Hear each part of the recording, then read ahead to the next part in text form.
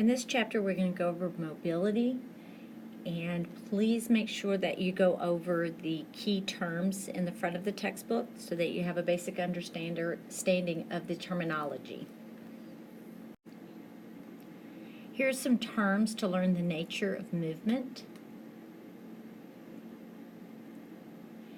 Some of the things that we need to look at is our patient's posture, which is alignment and balance. We'll look at their body mechanics, the way they move around. Also, our fellow nurses, too. It's very important that we take care of ourselves. And we'll also look at friction and how that can actually cause the skin to break down when we're trying to position our patients and trying to transfer them. So we don't want to cause friction to cause the skin breakdown. And that's two opposing forces when you have movement. Some other things that we want to think about too is our center of gravity, and we'll go through that in class. Also too, another term that you're going to want to become familiar with is shearing, and this is the force exerted against the skin when the skin remains stationary and a bony prominence is moved, which is known as a shearing effect. Here's some ideas of parts of the body that can be an influence on our mobility. Postural abnormalities, a club foot, it may be scoliosis, bow legs, knock-kneed, that sort of thing. So please make sure you do look over those on page 406 in your textbook.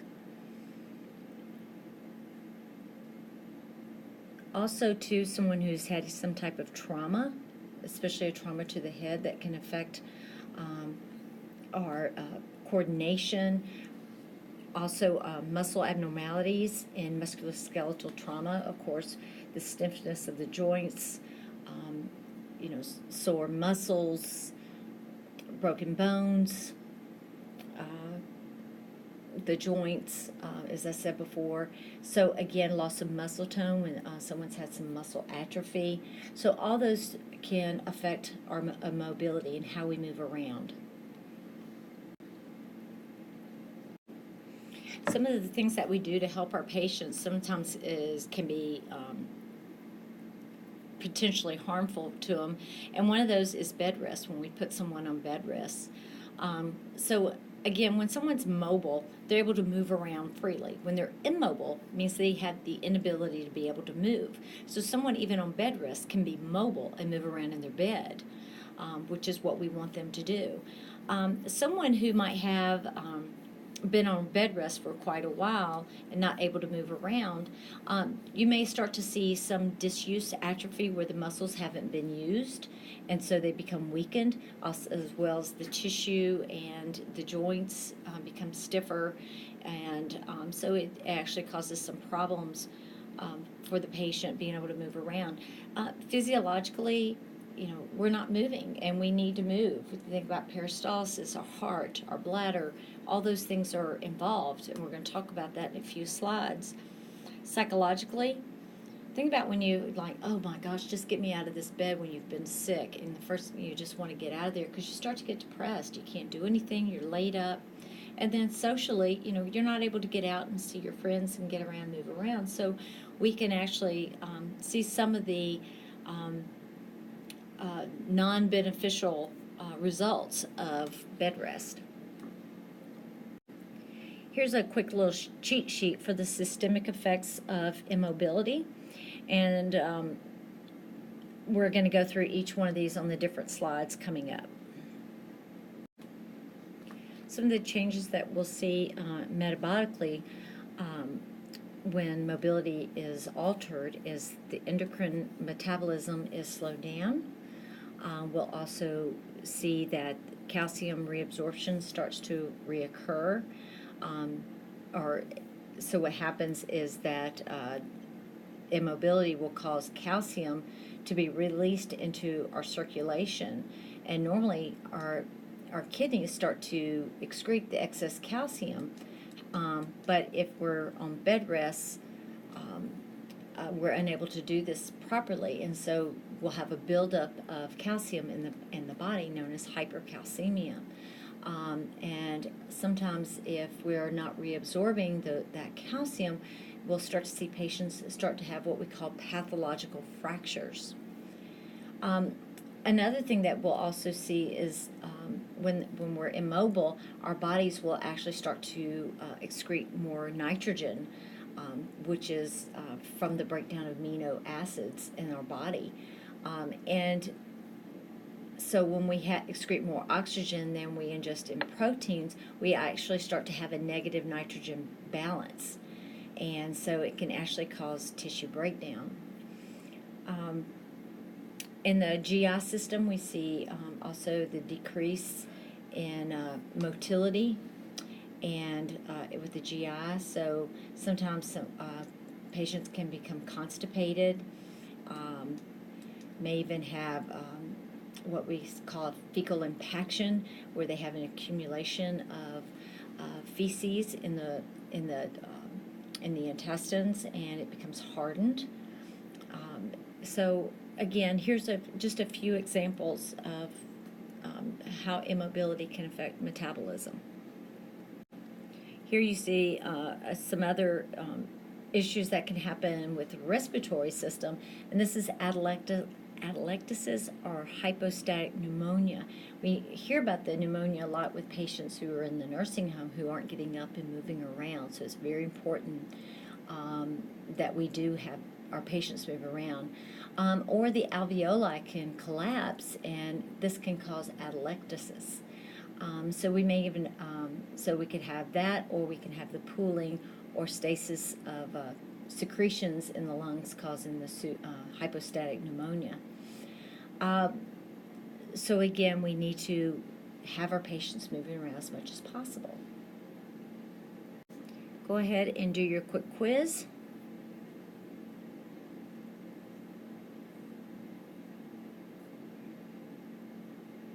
And the answer will be A.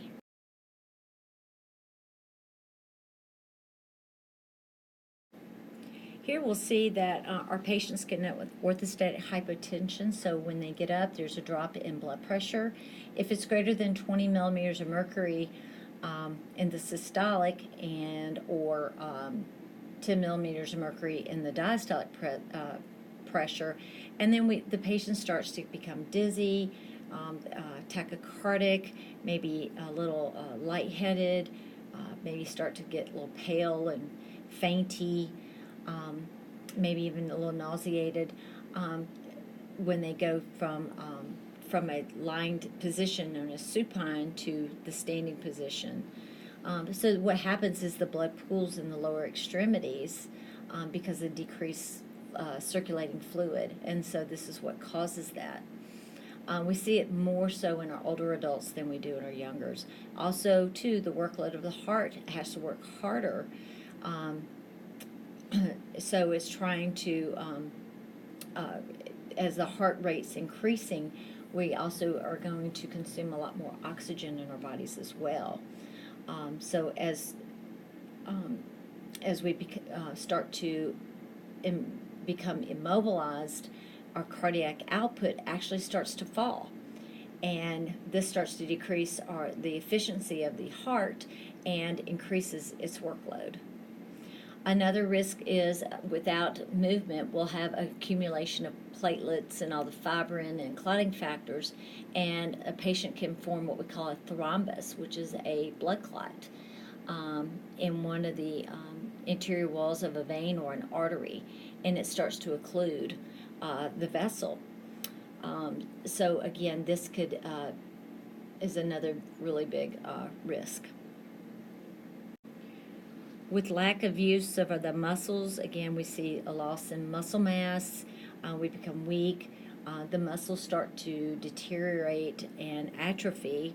And then with the skeletal system, we also see what we call as disuse osteoporosis, and where bone tissue becomes less dense. Also, too, we have more of our women who have osteoporosis, and so we can actually cause it to worsen for our patients.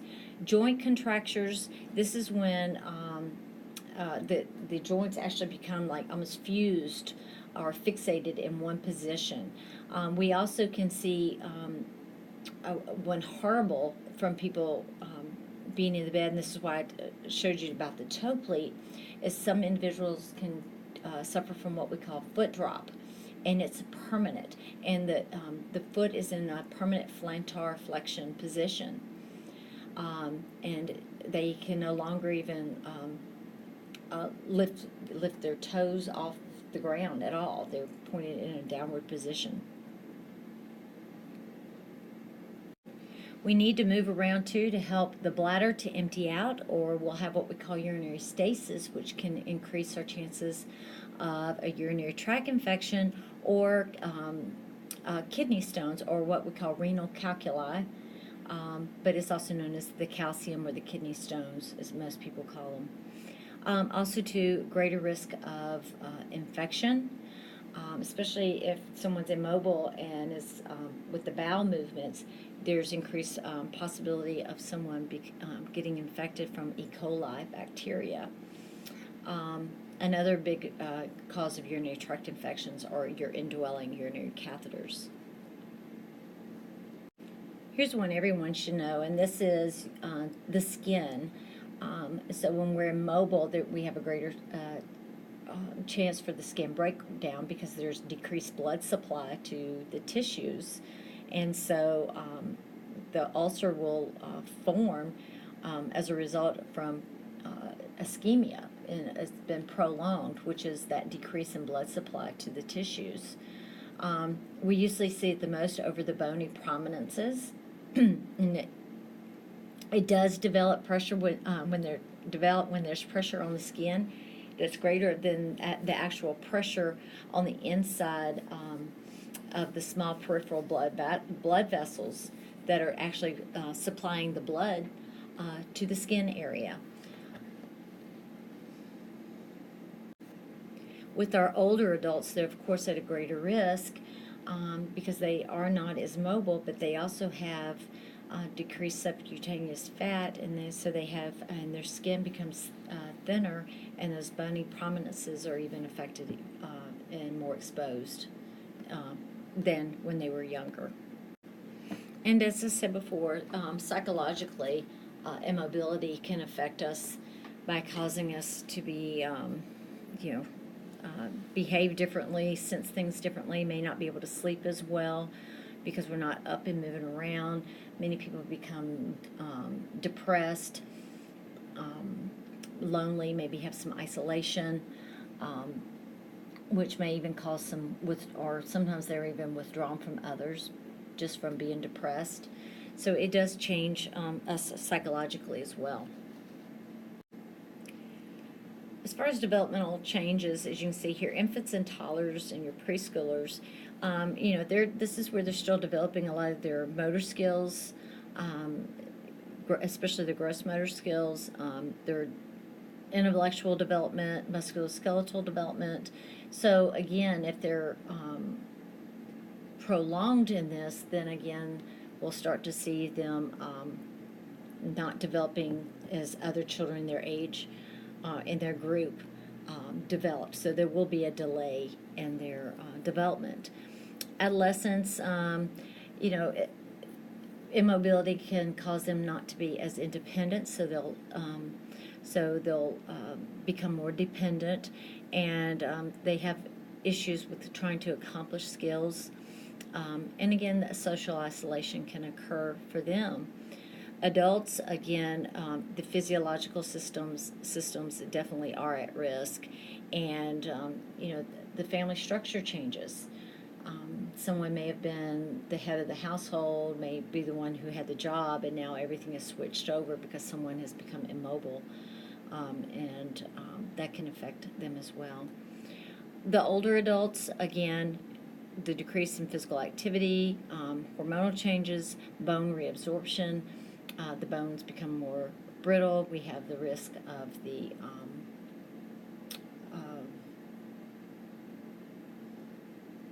pathological fractures, and decrease in coordination, strength, mobility, flexion, all that are all affected.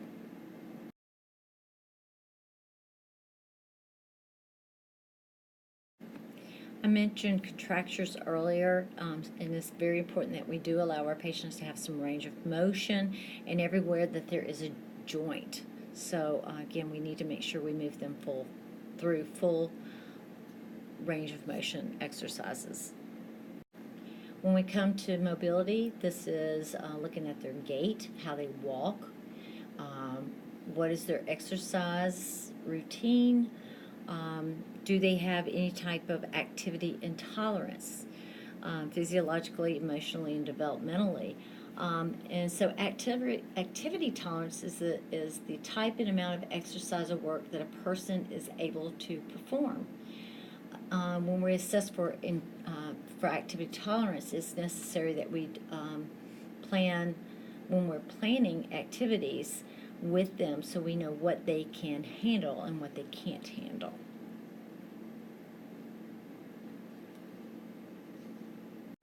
Here again, we're looking at body alignment and how the body should be aligned properly. And if you look at, let me see, I have a certain page I want you to look at. Body alignment is on page 418 as far as sitting and lying. If you want to look at the posture and body alignment when standing, that's on page 417.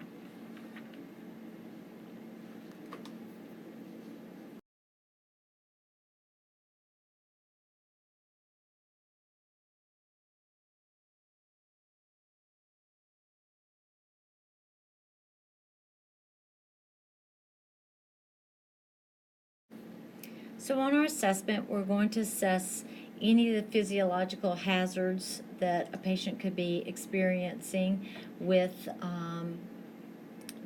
immobility. It's important for respiratory that at least every 2 hours we do some type of respiratory assessment when someone has restricted activity, because we're worried about pneumonia, such as crackles and wheezes, decreased breath sounds.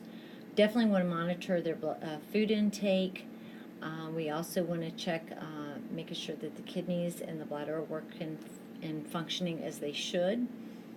Cardiovascular wise, we want to check their blood pressure, peripheral pulses, make sure, look for any signs of venous stasis, any signs of a DVT. We may want to usually when our patients are immobile, especially with any kind of cardiac issues, we're definitely going to put on the elastic stockings or SCDs, known as sequential compression devices. They should be on every 8 hours or per policy.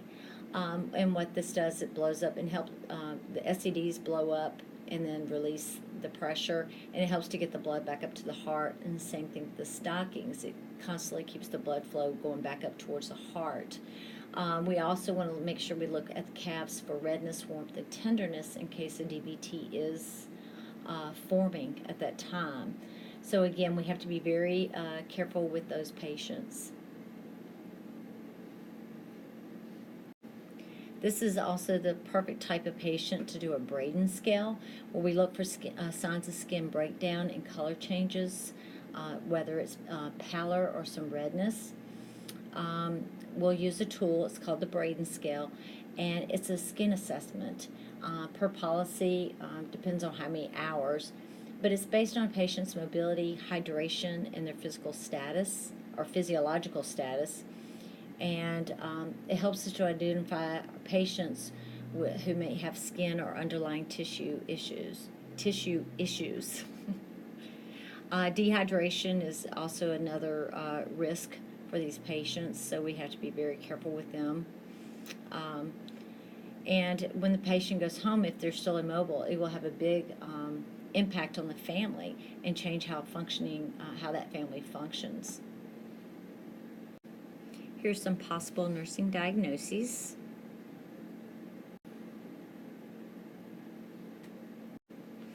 And when we're planning, we want to look at our goals and our outcomes working with the patient. They need to be reasonable and reachable. We also want to set our priorities, ensuring that all immediate needs are met first. We also want to make sure that we're looking at our patients because they may have multiple diagnoses that we need to be taken into consideration. We also kind of need to look at their level of health, their lifestyle, and what developmental stage they're in. Look for any potential complications that could occur. Make sure that we take care of the patient. We may have to use a whole team to help take care of them. We can often delegate some of our interventions to, of course, our CNAs, and we need to make sure that they stay safe, as always.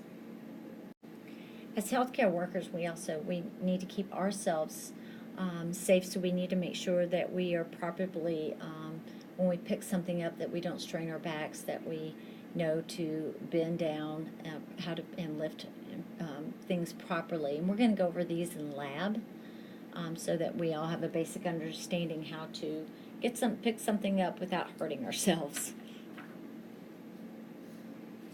Our patients with osteoporosis, again, we need to be very careful with them. We also need to make sure that we are giving them some sort of exercise to do to help them. Some type of weight-bearing exercise to help to build some type of bone strength. At a certain point, though, we no longer are building our muscles anymore, but it's important that we do some type of activities with them to help them increase strength, mobility, and flexibility. In acute care, I want to make sure metabolically that my patients are given a high protein, high calorie diet with some vitamin B and C supplements, and this can help to replace any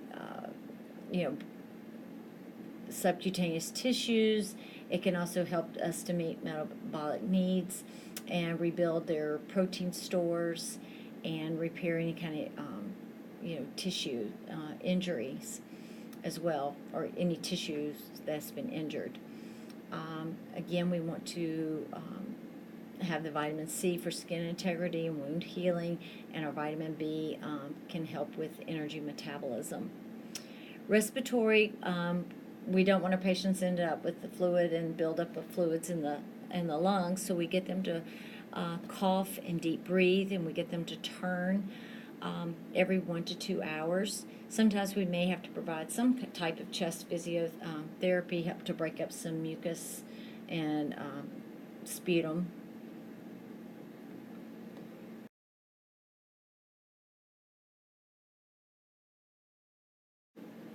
For our cardiovascular patients, I want to get them up slowly, let them sit at the bedside or to a chair, and then eventually get them up. I'm going to get them to do some isometric exercises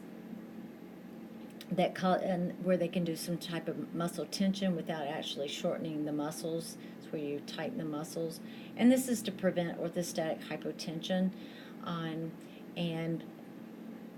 maybe even help to build up some activity tolerance in the end. Making sure that we keep our patients safe, and that we understand that we don't want to press down or hold their breath. We want them to relax and try to use the muscle strength, move side to side in the bed. Everything that they could do as if they were doing some exercise out on their feet on the floor, but they're in the bed. So again, we want to prevent that DVT by using the SCDs, getting them to move their legs around, do some leg exercises, or wear their hose. Sometimes we do have to give them a medication to prevent a blood clot, and this could be your heparin, or we may give Lovenox, is another common medication that we give in the hospital to prevent DVTs or to cure one. Again, we have to worry about the bleeding side effects with these medications. again, changing positions and moving our patients around to prevent contractures, which are your immobile joints, and muscle atrophy, getting them to do some type of passive range of motion to help restore function. Passive range of motion can help. We can even do this with bathing, teeth brushing, brushing our hair, and so forth. So again, we need to make sure that we help our patients to be as mobile as possible. When you see someone who is contracted, especially when someone has actually become contracted in a fetal position, is very, very sad, and you don't ever want that to happen to one of your patients. Here you see this patient with a footboard or a foot boot to keep the foot in a functioning position to prevent that foot drop I was talking about earlier. It's also very soft, so to prevent any kind of skin breakdown. And this nurse is doing some range of motion, which is passive range of motion with this patient, trying to help her stay mobile as possible. To protect the skin, we're going to reposition our patients every 1 to 2 hours, depending on their, per policy, the doctor's order, or their skin condition. Definitely providing that skin care, keeping their skin cool and dry, relieving pressure whenever we can, making sure they stay hydrated. Also, too, with the adequate hydration, this will help with the elimination and making sure that we give them foods that are rich in fluids, fruits, vegetables, and our fibers. We want to prevent any kind of bladder distension, because that can cause the calculi infections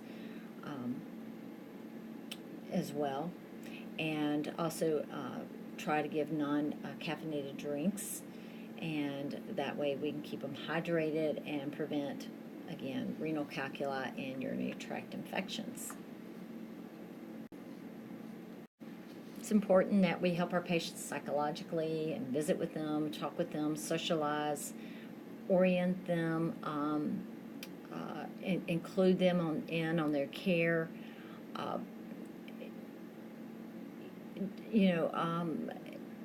Also, too, you want to keep them from being isolated. Encourage them to move whenever. Make sure they keep up with the date and the time, so they're aware of what's going on around them. Talking to them about what upcoming events, and again, helping them to be as independent as possible, all at the same time. Here's some of our techniques that we use for positioning. The trochanter roll is on either side of the one patient, and that's to keep the hips and the legs from turning outward. We also have a hand roll that we will put in the patient's hand to keep it in a functional position and prevent the contractures. We also have a trapeze bar to help patients to pull themselves up in bed. This allows them to maintain their body strength and decreases the shearing action from sliding up or down in a bed. Here's some of the positions that patients can be in, and one of those is the Fowler's position, and which really puts the patient at risk because they are have a lot of weight put down on the sacral areas. So again, we're going to go through each of these slides and also do this in the lab to look at the different body parts and to see what parts are higher risk for breakdown. And we're going to look at circulation and see if there's any restrictions in the circulation. Always remember, whenever we position a patient and we're moving them, safety is the number one thing. So we want them to help as much as possible because our safety is also up there as well. Also, too, we want to see if they understand what is expected of them before we move them. And then We need to determine what is their comfort level. Is this a comfortable position or not? We don't want to leave them in an uncomfortable position. And if you need help with moving a patient, you always need to ask, or you're going to end up getting hurt.